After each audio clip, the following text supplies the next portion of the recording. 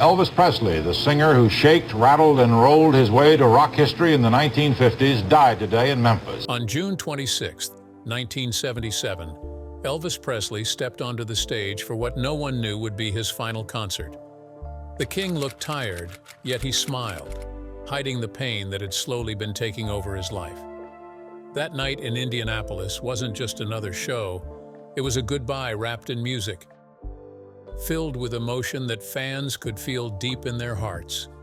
Many say his last performance revealed the heartbreaking truth about his struggle and his love for his fans. What secret was Elvis really hiding that night?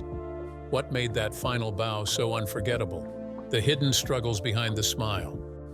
In the months before that final concert, Elvis Presley lived in a world filled with fame and silence. Behind the gates of Graceland, the laughter of fans faded into the distance, leaving behind a quiet emptiness he could never escape. Though his mansion was full of people, bodyguards, assistants, friends, it often felt cold and lonely. He was surrounded, yet completely alone.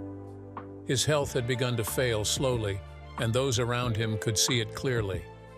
Late at night, he would wander through the halls, unable to sleep. His mind raced, his body ached, and peace always seemed out of reach. To ease the pain and restlessness, he turned to prescription medicine. The pills helped him sleep some nights, but other times they only made him feel more trapped, a man caught between exhaustion and expectation. His aides and close friends grew worried, but Elvis rarely spoke about how he truly felt. He carried the weight of his fame like a burden he could not put down. Every show, every fan, every photograph demanded the image of the king, even when the man inside was tired and fragile. His doctor, Dr. Nick, tried to manage his health carefully, but it was clear that his body was no longer keeping up with the demands of stardom. He often spent long hours in his room, sitting near the window, watching the world outside move on without him. He missed the simplicity of his early years, before fame had become a cage. His relationship with Priscilla had ended years earlier, but the pain of it still lingered. He thought often of his daughter, Lisa Marie, who brought him comfort whenever she visited. She reminded him of the joy he once felt when life was still bright and full of dreams. Yet their time together was brief, and when she left, the silence returned heavier than before. As the months passed, Elvis's body began to show the signs of his struggles. His face grew rounder, his energy faded, and his breathing became labored. At rehearsals, he sometimes forgot words or seemed distant, as though lost in thought. The band understood, and they played gently, always ready to adjust when he stumbled. But no one dared to tell him to stop. To Elvis, performing wasn't just a career, it was his reason for being. There were moments late at night when he found solace in music again. He would sit at the piano in Graceland alone, playing soft gospel songs he had loved since childhood. Those songs reminded him of where he came from, a small-town boy who sang from his soul, not for fame, but for faith. In those quiet hours, the mask of the king slipped away, revealing a man searching for peace, forgiveness, and meaning. Though his friends worried, Elvis always found a way to hide his pain in public. His smile remained warm, his jokes charming, but behind the glamour was a deep weariness. He had given everything to the world, his youth, his heart, his voice, and there was little left for himself. In the weeks leading to his final concert, he seemed more reflective than usual. He spoke softly about redemption, about wanting to feel whole again. There were days he would stand in front of the mirror, staring at his reflection, as if trying to recognize the man staring back. His health was failing, but his spirit refused to surrender completely. He continued rehearsing, determined to perform one last tour for his fans. It was his way of saying thank you, even if it meant pushing his body beyond its limits. Those around him could see that he was holding on, not for fame, but for love. The love of music, the love of his fans, and the love of a life that had once been full of hope. He had been a legend for so long that it was hard for anyone to see him as a man in pain. But behind the glamour and applause, Elvis Presley was fighting an invisible battle, one between duty and desire, between survival and surrender. Yet, even through the pain, Elvis found the strength to step on that stage one last time. and what he did there would reveal more than words ever could. The final performance. The lights inside Market Square Arena dimmed until the vast crowd was swallowed by darkness.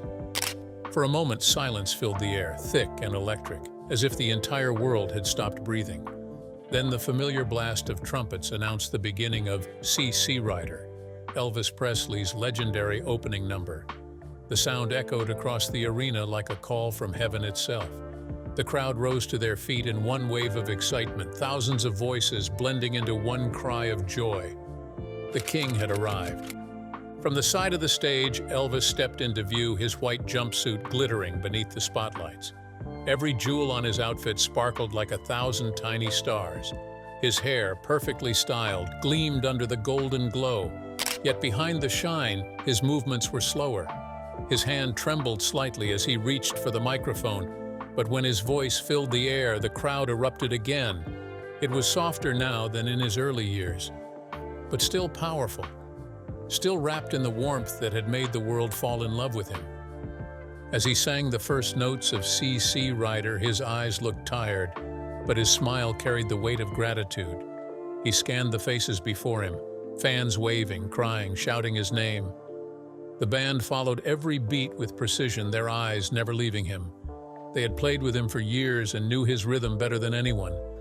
They could sense when he was struggling and adjusted gently, keeping the show seamless.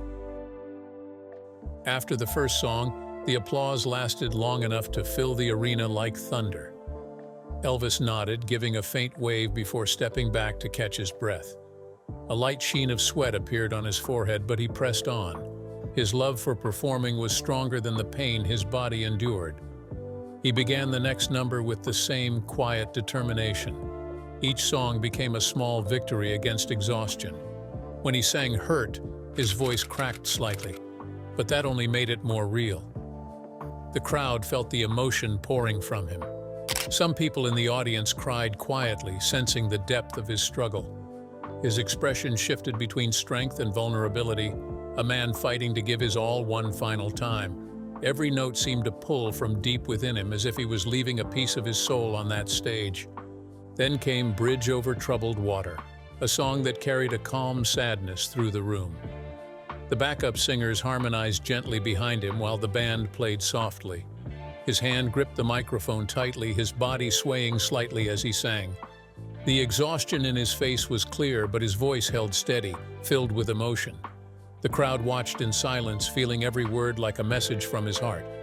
There were moments when he stumbled over a lyric or missed a beat, but each time he smiled, brushing it off with a small gesture or playful grin.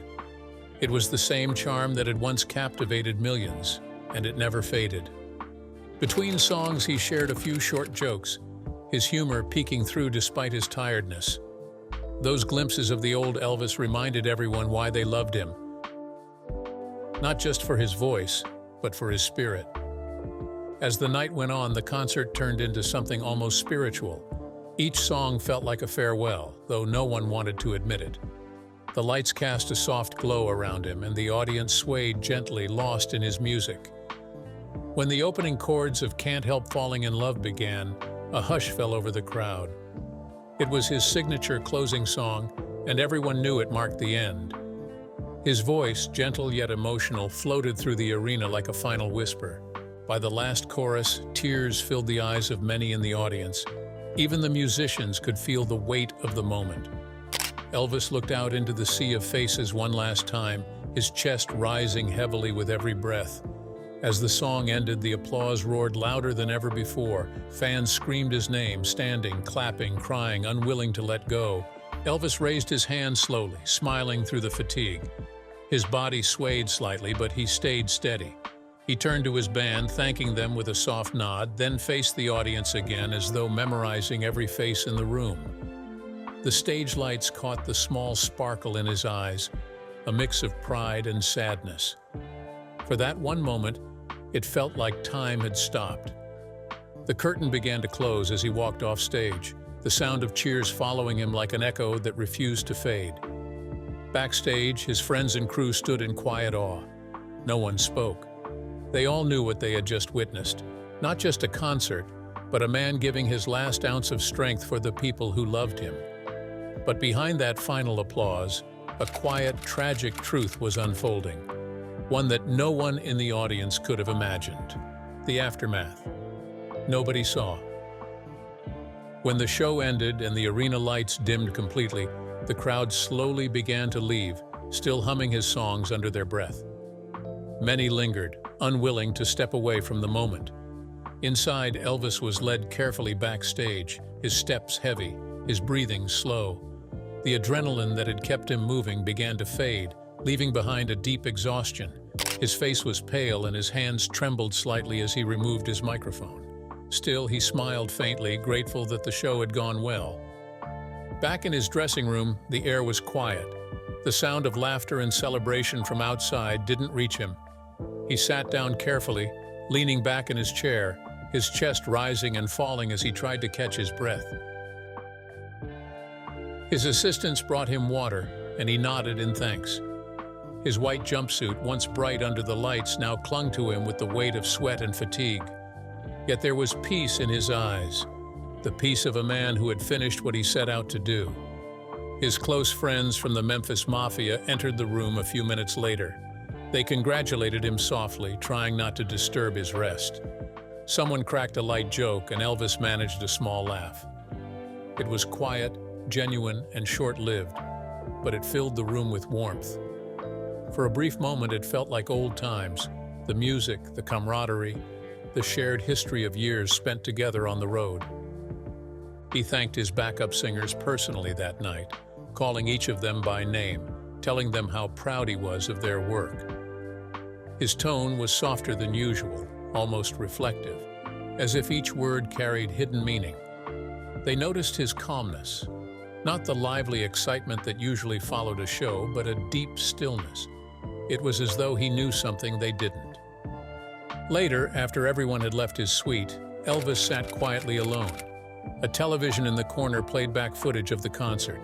He watched himself move across the stage, slower than before, but still graceful. At one point, he leaned forward, elbows on his knees, eyes locked on the screen. It was as if he was studying himself, analyzing, remembering, feeling. When the final song played, he simply sat still, eyes glistening under the dim light. For a moment, he whispered something softly to himself, then leaned back in silence. The room around him was filled with the faint hum of the television and the sound of the city outside. It was well past midnight, but Elvis remained awake, lost in thought. He spoke to one of his aides briefly, saying he wanted to do better next time. A quiet promise to himself, though deep down he might have known there wouldn't be another. As the days passed after the concert, those close to him noticed subtle changes. He grew quieter, more distant. The energy he once carried everywhere seemed to fade. He spent more time at home, rarely leaving Graceland except for brief outings. His health continued to decline, his body weary, his spirit heavy. Those who loved him most sensed that something was slipping away. His laughter became rare, his smiles shorter. He would often sit in his favorite chair, gazing at the garden outside, lost in thoughts no one could reach. His friends wanted to help, but he waved them off gently. He didn't complain, didn't speak much of pain or fear. He simply grew still, as if preparing for something inevitable. That night in Indianapolis had been his final triumph, but also his farewell. It was the last time the world would see him alive on stage, shining through his pain, giving everything he had left. The applause that night had filled his heart one last time, but when the echo faded, silence returned. The kind that follows when a soul has said all it needed to say. Just weeks later, that haunting calm would turn into tragedy, and the world would lose its king forever. The day the music ended. The morning of August 16, 1977, began quietly at Graceland. The sun rose softly over Memphis, casting a golden glow on the white columns of the mansion. The air felt still, almost too calm, as if time itself was holding its breath. Inside, Elvis Presley was in his private world, a man weary from years of fame, touring, and the heavy burden of being the king. His body had grown tired, but his heart still carried that same love for music and his fans. Nobody knew that this day would be his last. In his upstairs suite, Elvis had stayed up late, as he often did. He had been reading, listening to music, and planning another tour. To those around him, this seemed normal. Elvis always liked the quiet hours of night. When the morning came, his girlfriend, Ginger Alden, expected another peaceful day, but the silence that followed felt strange. The minutes stretched. When she went to check on him, everything changed. The discovery in the bathroom was a moment frozen in time. Ginger called out his name, but Elvis did not respond. Panic filled the air. The calm morning turned into sudden chaos as she screamed for help. Members of his household rushed upstairs, their footsteps echoing through the mansion's halls. Paramedics were called immediately, racing against time to save him. The sound of sirens filled the air around Graceland, breaking the stillness of that once peaceful morning. Paramedics arrived within minutes and did everything they could. They tried to revive him, their voices firm but heavy with urgency. The house that had always been filled with laughter, music, and visitors now felt suffocatingly silent, except for the desperate efforts to bring Elvis back. He was then rushed to Baptist Memorial Hospital in Memphis. Doctors and nurses worked tirelessly, trying to restart his heart. But despite every attempt, nothing changed. The man who had given his life to music, who had filled the world with joy and passion, was gone. At 32 minutes past 3 in the afternoon, the hospital pronounced Elvis Aaron Presley dead. The cause was ruled as cardiac arrest, but the true cause lay deeper. Years of exhaustion, medication, and the weight of being a man who could never escape the spotlight. The king of rock and roll had taken his final bow, not on stage, but in silence. The news spread like a shockwave. Within minutes, television networks interrupted their programs. Radios across America broke into scheduled music to deliver the heartbreaking news. Fans could not believe it. Elvis Presley, the man whose voice had changed music forever, was gone. Many refused to accept it.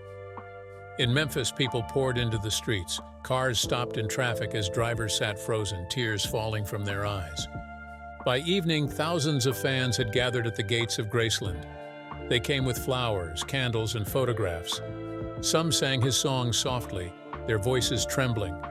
Others wept openly, unable to comprehend how a man who had seemed larger than life could vanish in a single day. Helicopters hovered over the mansion, capturing the endless sea of mourners.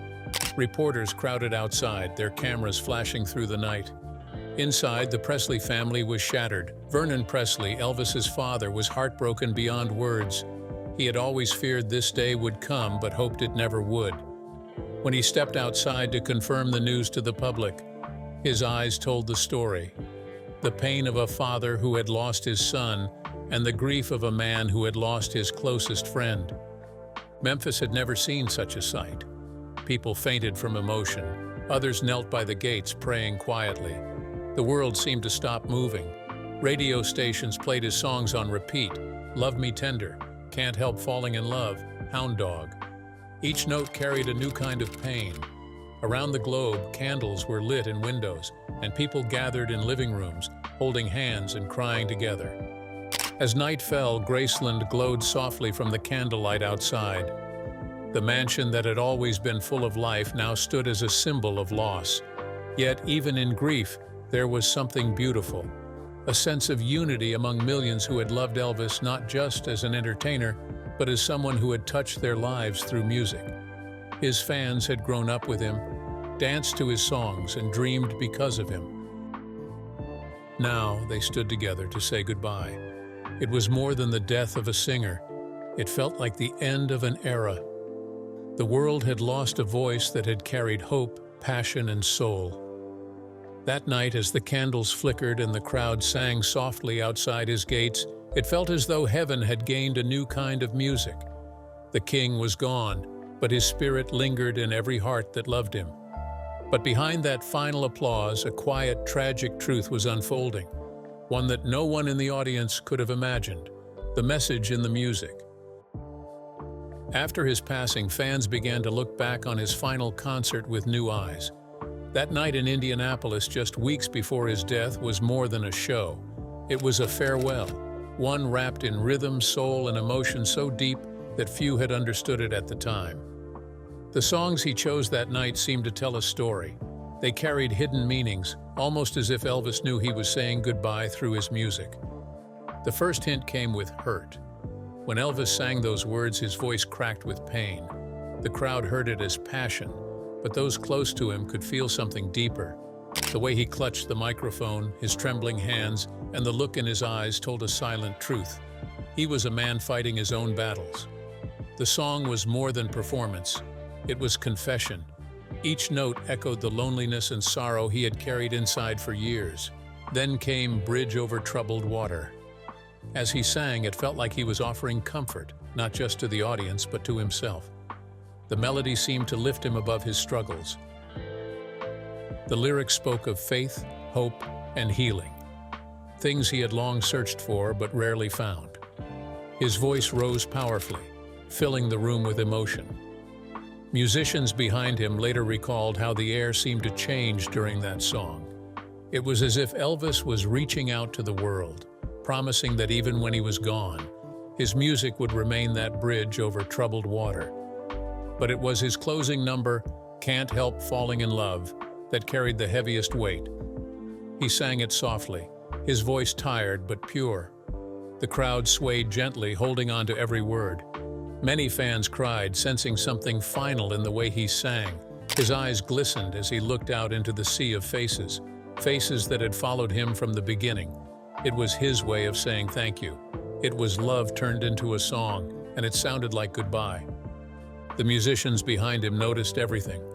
They saw the exhaustion in his movements, the effort it took to stay standing, and the quiet resolve in his smile. Yet they also saw glimpses of the old Elvis, his playful grin, his little jokes between songs, and his warmth toward the audience. In those final moments, he was both the legend and the man, the king and the boy from Tupelo. As the last note faded, he lowered his microphone and bowed his head. The audience erupted into thunderous applause, unaware that this would be his last bow. He looked up, smiled faintly, and said his final words to the crowd, "Thank you very much. Good night." Simple words, but filled with emotion. That short phrase became immortal. To those who were there, it felt like a curtain closing on history, and to those who heard it later, it sounded like a goodbye from beyond. Fans replayed that recording over and over after his death.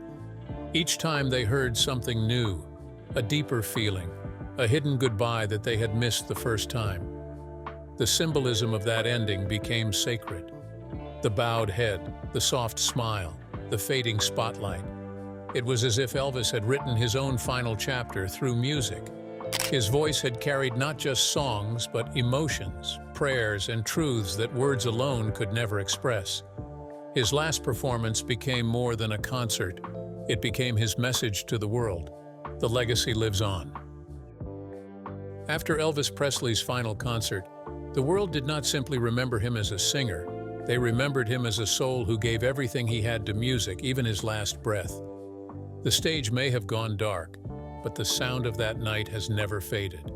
It still echoes across generations, carried in the voices of fans, in the walls of Graceland, and in the hearts of those who never stopped loving him. The recording of that last concert in Indianapolis became something far greater than a simple piece of history. It became a treasure, a sacred memory of a man whose spirit lived through every note. The audio captured more than his songs. It captured his heart. You could hear the tremor in his voice, the softness between his words, and the strength it took to keep going. Even those who had never seen him in person could close their eyes, listen to that recording, and feel as though they were there in the crowd, witnessing not just a concert but a farewell given with love. As the years passed, that recording spread quietly through homes and hearts. Parents played it for their children, who listened in silence, feeling something they could not fully explain. Younger generations, born long after his passing, discovered that final performance and felt the same sadness that once filled the crowd. They heard the weariness in his tone, the depth of his emotion, and the gentleness of his goodbye. Though decades had gone by, the truth still reached them. That Elvis had not simply performed that night, He had poured out the last of his soul for the world. Every August, Graceland becomes a living memory. Thousands travel from every corner of the world to stand at the gates, carrying candles, flowers, and tears. They come to honor not just the king of rock and roll, but the man behind the crown, the man who gave his all until there was nothing left to give. On those nights, the air around Graceland feels heavy with love. Candlelight flickers softly, voices sing his songs, and strangers become family as they share stories about what Elvis meant to them. Some never met him, yet they feel as though they knew him. Others were there from the beginning, now older but still holding on to the same love they felt all those years ago. Inside Graceland, his legacy lives quietly in every room. The gold records, the jumpsuits, the piano, the photographs. Each item tells a story. But the most powerful memory is not in any object. It is in the feeling that fills the house. That warmth, that sense of kindness, that gentle reminder that Elvis once walked there, laughed there, and sang there. For his daughter, Lisa Marie Presley, that legacy was more than history, it was family. She carried the weight of his name with both pride and pain. Through her music and her public words over the years, she kept his spirit alive, reminding the world that Elvis was not just an icon, but a father, a dreamer, and a man who loved deeply. She often returned to Graceland, especially during candlelight vigils, standing among the fans who had become part of their extended family. Her presence made the memories feel alive again, and when she passed, the world felt that familiar ache, the same ache that came when her father left. Yet even then, it seemed that father and daughter had finally found peace together, their love reunited beyond time. That final performance of Elvis became more than just a moment. It became a symbol of endurance. The way he stood on that stage, trembling but determined, taught the world something that fame alone never could. It showed that devotion matters more than perfection, that love matters more than applause. Even at his weakest, Elvis gave everything he had to his fans, proving that true greatness lies not in power or success, but in sincerity. People still talk about that last night, not as the end of a career, but as the moment when Elvis showed the truest version of himself. The world remembers the shine of his smile, the sound of his voice, and the kindness that defined him. His story became a reminder that no matter how bright the lights fade, the heart behind the music never fades. Across the world, his influence continues to touch new hearts. Young artists still study his songs, trying to capture even a fraction of his emotion. Fans old and new still write letters, visit his grave, and play his records late at night when they miss him most. When they hear that final "thank you very much," it feels as though he is still there, still grateful, still smiling, still singing for them. In every generation that discovers him, the cycle of love continues. His voice has crossed time and language, touching people who never lived in his era, yet feel connected to his soul. Thank you for watching. Don't forget to subscribe, share, and stay tuned for more hidden truths that history tried to silence.